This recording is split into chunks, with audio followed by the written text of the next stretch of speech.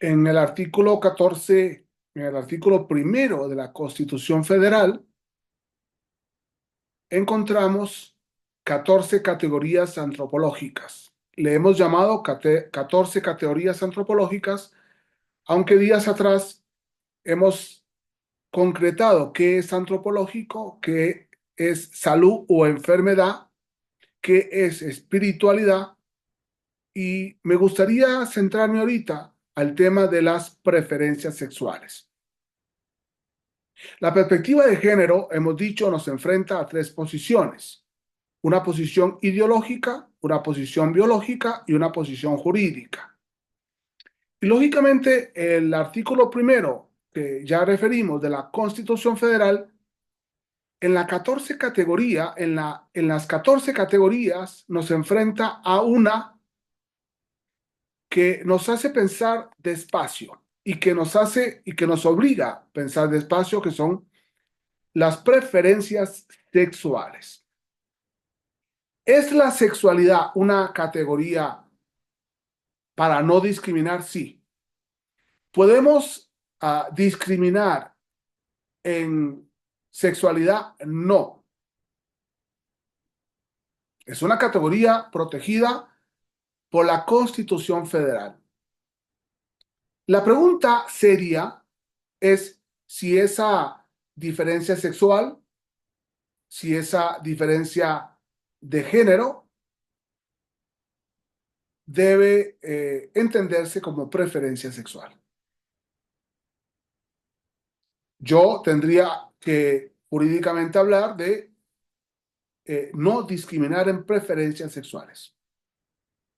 Sin embargo, las preferencias sexuales nos enfrentan a una realidad muy compleja, y de hecho muchas de las preferencias sexuales hasta hoy son delito no solamente en México, no solamente en las 32 entidades federativas en los códigos penales, sino también que esas preferencias sexuales son prohibidas a nivel de derecho internacional y a nivel de derecho comparado. ¿Quiso la Constitución política decir preferencias sexuales? Sí, preferencias sexuales. ¿Es la preferencia sexual un derecho humano? No, la libertad es un derecho humano. Pero a mí me ha gustado decir y repetir, desde mi definición de derechos humanos, que los derechos surgen de la libertad, que el hombre tiene libertad, que el hombre puede hacer ejercicio de sus libertades. Pero he dicho también que si el hombre, si la persona humana socapa de la libertad, pierde la libertad, ¿para qué libertad? Y la preferencia sexual me enfrenta a esta realidad de las libertades.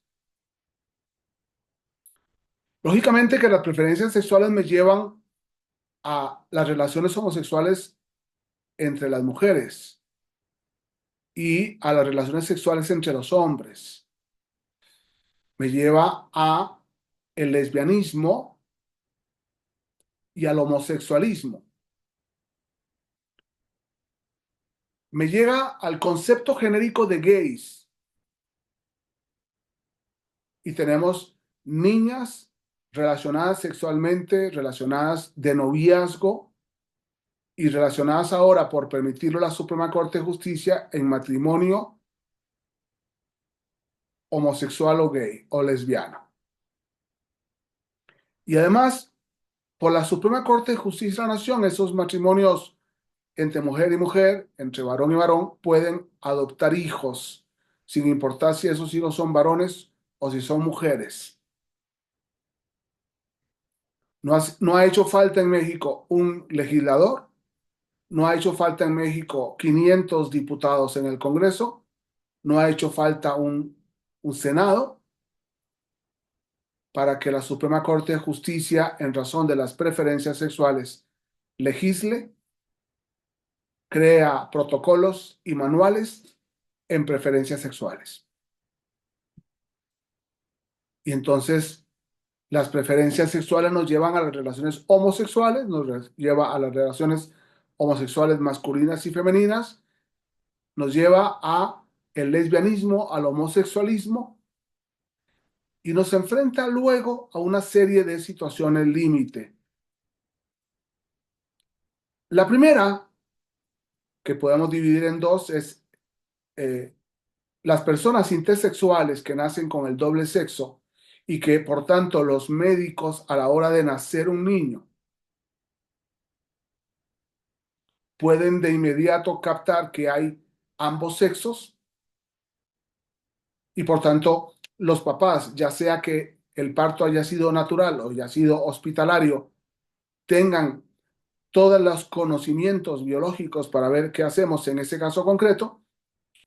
Y tenemos el segundo caso, los transgénero, que son chicos o chicas que por algún abuso, por alguna violación, por alguna mala educación de los padres, por quererlo los padres así, porque él quería una niña y nació niño y lo educó como niña, porque ella quería un niño y nació niña y él lo educó como niño. Todas esas realidades que desgraciadamente hoy enfrentamos en la realidad sociológica mexicana. Transgénero, intersexual. ¿Qué hacemos, sin embargo, con la pederastía femenina? Con mujeres que prefieren a los niños y a las niñas. ¿Qué hacemos con las pederastas masculinos? Varones adultos que prefieren las niñas y los niños. ¿Es esto una preferencia sexual porque lo dice la Constitución política? ¿O sigue siendo un delito porque lo dicen los códigos penales? ¿Qué hacemos con la pornografía cuando hay miles de personas que todos los días se drogan con la pornografía en Internet? ¿Hay un derecho a la pornografía? Y por tanto hay un derecho a fotografiar mujeres y varones sin importar si son niñas, niños, adolescentes o jóvenes, adultos, para saciar esa preferencia sexual de la pornografía. Lógicamente tenemos una serie de enfermedades sexuales que tienen que ser intervenidas por psicólogos y psiquiatras. Tenemos además un problema de delitos sexuales contra terceros, entre ellos la violación, la corrupción de menores, los abusos deshonestos. Hoy es típico cuando el metro está lleno que entre las personas toquen a otros, se toquen entre ellos, se besen estando el metro lleno y que algunas personas se aprovechen de esos grupos tumultuarios para tocar a los genitales de las personas, hombres y mujeres. Tenemos delitos sexuales al interno de la familia, de los hermanos mayores con respecto a los menores, de los menores respecto a los mayores, de los papás respecto a los hijos, de las madres respecto a las hijas y al revés,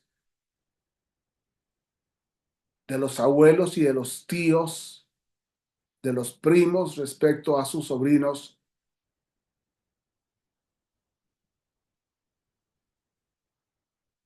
Tenemos delitos sexuales al interno y también la explotación de menores. Mamás que venden a su hijo para que se prostituya, papás que ofrecen a su hija para que se prostituya y traiga plata a casa, que nos lleva lógicamente a la corrupción de menores, actos lesivos a los que se ponen los menores para prostituirlos, para fotografiarlos, para tomar videos que luego son vendidos y comercializados. Tenemos la prostitución de niñas, niños, adolescentes, jóvenes y adultas o adultos. tenemos las extorsiones sexuales, tenemos la trata de personas, que si bien es cierto, en la ley de trata de personas, los niños o las niñas menores de 18 años que están en trata son víctimas más que imputados. Sin embargo, tenemos el problema de adolescentes y jóvenes, mujeres y varones, que prostituyen a sus amigos o se prostituyen conjuntamente con sus amigos en un comercio de trata de personas y por tanto están involucradas como víctimas y como imputados o imputadas del delito. Tenemos el comercio sexual en los hoteles, en las playas, en los restaurantes, en los medios de transporte. Y tenemos ese grupo de niños o niñas que se besan en los metros, se besan en los buses, se besan en las calles, se besan en las plazas, se besan en los parques. Y todo esto enfrenta a la ciudadanía, a los policías, a los expertos, a los menos expertos, a las niñas, a los niños, a los adolescentes y a los jóvenes, a un concepto ambiguo de preferencias sexuales, que lógicamente nos lleva a plantearnos el problema de esta preferencia sexual protegida por la Constitución política, sobre la cual no se puede discriminar, sobre la cual no se puede discriminar, sobre la cual constitucionalmente no se puede discriminar, y que ha permitido a la Suprema Corte de Justicia de la Nación socapa de las preferencias sexuales, socapa al derecho al libre desarrollo de la personalidad y socapa al derecho que se ha creado, el principio, perdón, de igualdad y no discriminación, abrir las puertas a todas las situaciones humanas posibles y habidas que ingresan dentro del concepto de preferencia sexual. ¿Hay alguna reacción de los expertos, de los sexólogos, de los psicólogos, de los psiquiatras, de los trabajadores sociales, de los sociólogos, de los criminólogos? Muy pocos, muy poco, muy pocos se han pronunciado en contra o al respecto o sobre el tema de las preferencias sexuales como categoría antropológica protegida por la Constitución Política Federal. Muchas gracias.